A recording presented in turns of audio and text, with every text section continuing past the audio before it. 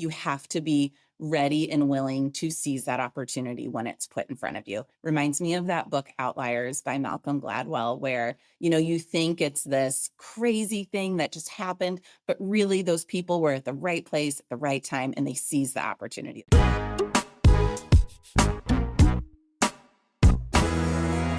This is Inspiring Women. I'm Lori McGraw, and today I'm speaking with Emily Shields. She is the Chief Strategy Officer of OSF. She's a recent appointment. She has a storied career, starting as a physician recruiter and now becoming a strategic leader of a large system. And she's a working mom. She just today, Emily, I'm so happy to have you on Inspiring Women. And I understand that you just brought your kids to school today. I did. Good morning. It's so good to be here. I was sharing with Lori that I dropped kids off to school this morning. It was the first day back to school, and I have an eighth grader, a fifth grader, and then a little one that's 1.5. Let's start right there. So, I Mhm. want to talk all about your leadership journey, your big, important role, and how you're leading transformation. But I actually want to talk about being a working mom. I was just reviewing yesterday the statistics about the number of working mothers that are dropping out of the workforce, mainly due to things like the big push to return to work. And the challenges are real. And so, as a mother with three children over, a 10-year age span, so you're dealing with all the things, young children, school projects, probably soccer practices, and things like that. Emily, what are your thoughts in terms of keeping it all together, and especially for other women who are dealing with the same?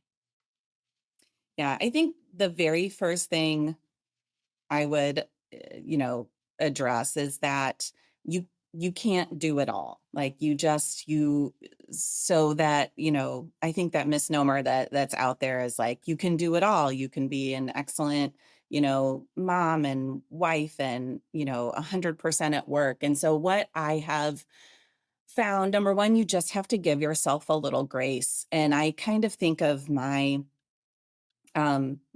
in week chunks of time. And there are weeks where work wins and I'm giving a higher percentage of myself to things that need to happen at work. And then there are weeks where being a mom wins, where the stomach flu goes through your house and it's, you just have to prioritize kids and being home. So that's the first thing I would say is that don't try and do everything at 100%. If you're able to have help, I don't try and make a meal for dinner every night. We, do what we can. We do quick things. We pick things up on the go, and that's okay. So I think having some time to discern for yourself what are the really important things I don't want to let go and what's okay to not do perfectly.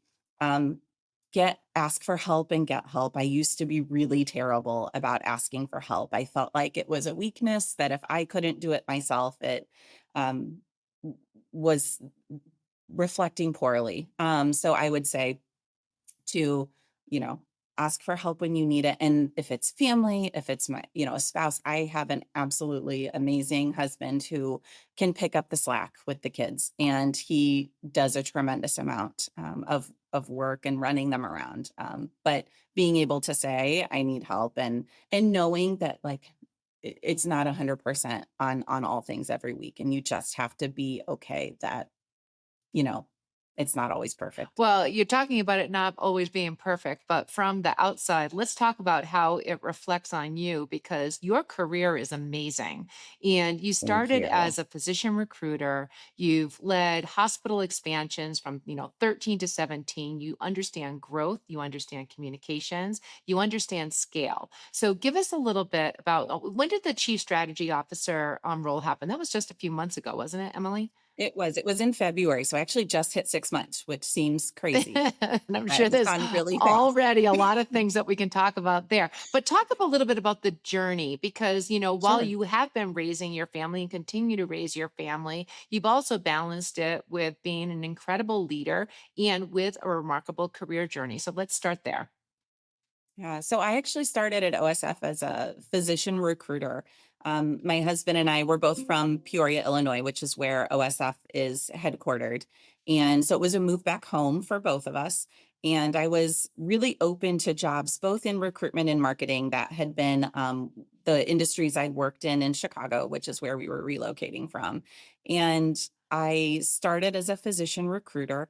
And I think it did really put me in a unique position because we recruited for particular specialties across the entire healthcare system. So at that time, I think we were 10, 12 hospitals at that time, but I worked with the leadership, the hospital presidents, the regional leadership in all of those markets. And I do think that that very uniquely positioned me to build trust and confidence in a lot of areas across the system. So I grew up in that department. I was manager and then director within physician recruitment. And again, just continued to build those relationships across the system. The scope of physician recruitment was also growing during that time. So we went from supporting, just the medical group to hospitals to service lines. So again, just really getting myself known and building those close relationships with leaders in all locations and all different, specialties and departments across OSF. The biggest jump, though, happened from that director of physician recruitment to vice president of business development for a couple of reasons. One, it got me out of a niche. That was one kind of fear I had as, am I too pigeonholed into physician recruitment? Will I be able to do other things? So making that jump into business development, which at OSF that included our merger and acquisition activity, physician relationships, and employer And relationships. did And you, was that something that came to you? Did somebody pull you to that? Was that something that you had your eye on? How did you make that leap? yeah, it was actually someone's said it was before even the official announcement came out that the current vice president of business development was retiring. And I just got a note from another executive leader at OSF at that time that said, "Hey, did you know someone, this person is retiring? You should think about this." And it was like something exploded in my office. I was happy with what I was doing. I had always been very clear, though, that I was always ready for new challenges, always ready to take on more. So I will say advice for people that are seeking to have, a career trajectory is to always talk about the fact that you are open to more and you do want continued leadership opportunities. Although it was someone saying, "Hey, you should think about this role," you have to take those for yourself.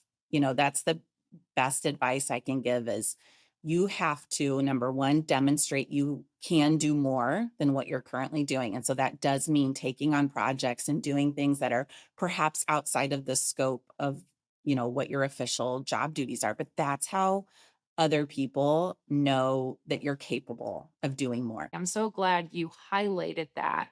I want to actually go to like what you're actually accomplishing. You've done when you move to mergers and acquisitions and taking on that next level role that also came with a lot of expansion opportunities. So, in that new leadership capacity, what were you learning? And what were you just sort of like responsible for, but maybe didn't yet have the polished, honed skills to be confident in terms of what you were actually doing at the time? Yes, I had a strong business background. That's what my degree was in. So I was comfortable with the basic business principles. I was comfortable with OSF and knowing our footprint and knowing the leaders I was working with. But the part that was new was doing some of those deals, whether it was the acquisition or the various joint venture opportunities that we've had. That part was very new. I'll highlight a couple things. One, I have had an incredible leader that I have worked with for 7 years, and that's Michelle Conger, who will be our next CEO.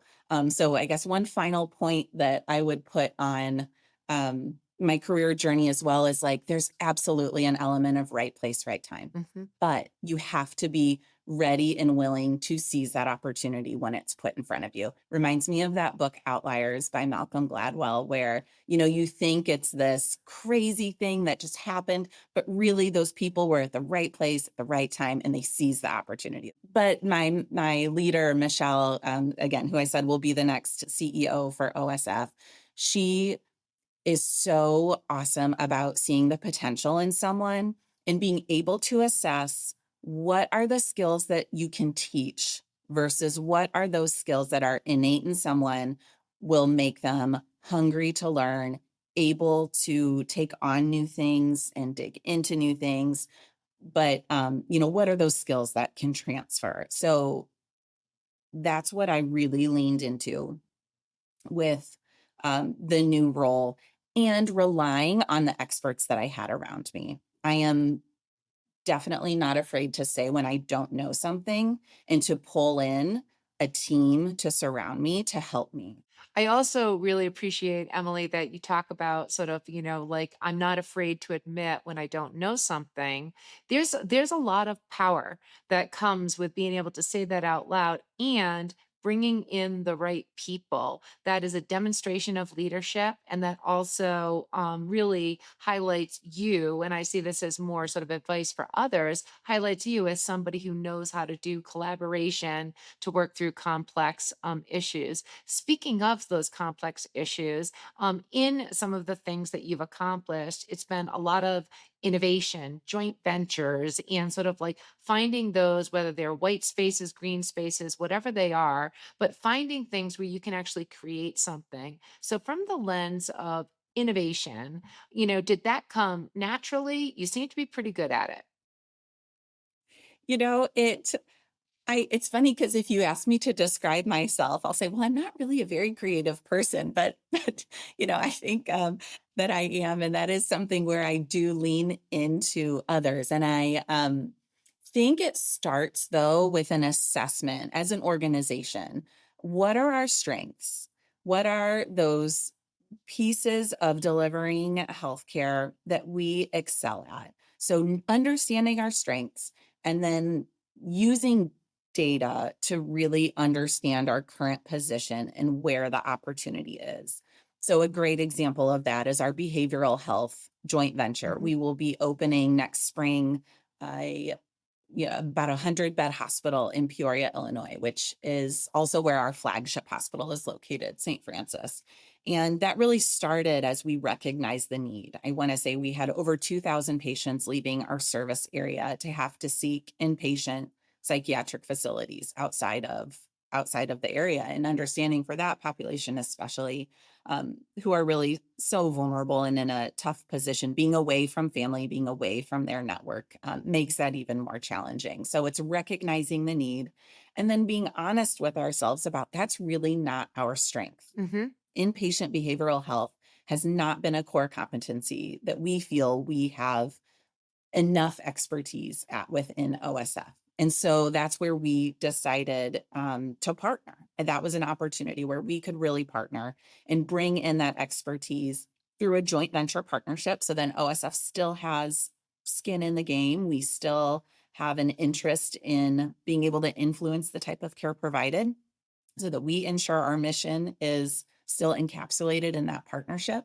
and bringing that forward. We'll be right back with more inspiring women after we take a quick break. When I started inspiring women, I had one clear mission: to advance the next generation of women leaders. This show is for you. Whether you're climbing the corporate ladder, building your own business, or navigating the complex world of healthcare leadership. That's why I'm asking you to please take a few minutes and fill out our quick 5 question survey. Your feedback will help shape the future of the show: what topics we cover, which guests we feature, and how we can best support your leadership goals. Visit inspiringwomen.show/survey to share your thoughts. That's inspiringwomen.show/survey. Your voice matters, and I can't wait to hear from you. Okay, back to the show. And so, Emily, in today's environment where you already mentioned, the funding, whether it's reimbursement or finding other types of available dollars for a very large scale system, how is that sort of like fueling innovation? Is it crisis management? Is it opportunistic? How are you balancing? Yes. I will say it's a balance, though. There are opportunities where we identify and say, we need to just do this. And so, regarding innovation, and that's another leader that if you're ever looking for another female leader to bring on this podcast, I would absolutely encourage you to speak with her, but have worked really closely with her. And they've developed a great framework that I'm able to sit on the committee. And it is a committee where innovative solutions that we would like to move forward quickly are brought to that committee for a much quicker process for execution. Mhm. So if it's a pilot, if it's a partnership with a startup that has a solution we want to deploy, we've developed a mechanism to be able to bring that forward to this particular committee that meets on a regular basis to execute that more quickly than perhaps our traditional planning cycle. How long have you had that type of structure within OSF? It's been a number of years. Michelle Conger drove innovation. We have it feels as though we're ahead of the game in that uh, due to the investment that OSF made 7, 8 years ago Mhm. in formally setting up innovation and a physical building. We have a large simulation innovation and education center on the campus of our hospital in Peoria. So there has been even a physical plant dedicated to that and Awesome. prioritized within OSF. Awesome. So OSF is a mission driven, mission is primary in terms of how the organization operates. And so that I would assume translates to culture. And so, how are you, as the steward of growth, as the steward of strategy, how are you balancing sort of, what the opportunistic and exciting new advances that you're trying to drive forward? Yeah, I think that's a fantastic question. And my initial, gut reaction to it is that mission and culture always wins. Mhm. That is always first. And we have absolutely turned down partnership opportunities because the culture and mission of the organization we would be partnering with wasn't right. And that can be, hard to do, especially if from a business standpoint, it appears to be such a, you know, financially or growth oriented opportunity for us, but we're really supported in our sisters. So we are led. OSF stands for Order of St. Francis. We are led. Our sisters are very active, and they really are the decision makers as key members of our board, and that we can make decisions like that and have faith that they trust us to put our mission first and our culture first. But that does mean saying no sometimes to an opportunity that on paper may look right, but that when we start to work with, whether it's a hospital acquisition is a really easy example. We begin to work with that potential partner and just say, you know what, I just think our cultures are too far off. This isn't going to be a good opportunity. And so we've walked away from things. One more question just about just overall leadership. So you're overseeing marketing, planning, business development, and then those are often siloed functions, within large scale organizations. Mhm. So how are you like bringing those together for the strategic outcomes that you're driving? Yeah, and that's been really fun over the last 6 months because these, even before my role, we were under the same division, but the division was very large. The scope of the chief strategy officer, Michelle, before me was much larger than what I have. And so due to that narrowed focus, and I have those 3 divisions, one of my goals was to be very intentional about bringing those teams together and collaborating more. So, a great example of that is We have ongoing strategic planning, but we do update our plans every year for the board about this time. Actually, next week we'll be going to the board with our plans. And once those are approved, I'll be bringing together all of the leaders within those three divisions. And we are going to lock ourselves in a room for a day, take time to really thoughtfully review all of those plans and pull out the themes that we see and identify where there's intersections among our three divisions and prioritize our work for the year ahead. And we're going to have some time for fun and do team building.